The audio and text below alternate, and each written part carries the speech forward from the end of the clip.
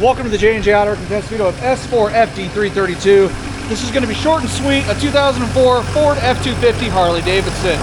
Somebody robbed all their parts off this thing after they flipped it over, so it's got a Thickum from my truck on it, a bunch of other things. No boost, but we got it running. Glow plugs are still working too. 204,000 miles, took a ride on the wild side.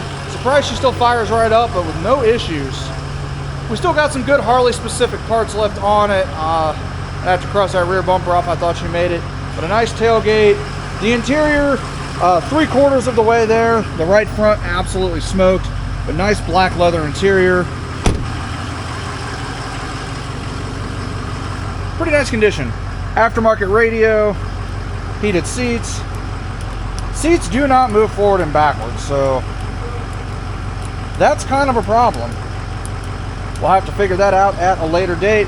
But like I said, 204,000, it's cold. It's a cold start on this thing. Running great. The guy took his coolant filter though, so yay. Don't want to run it too long.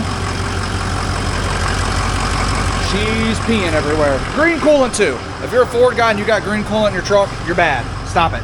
Stop it, stop it, stop it. Give her a couple of revs.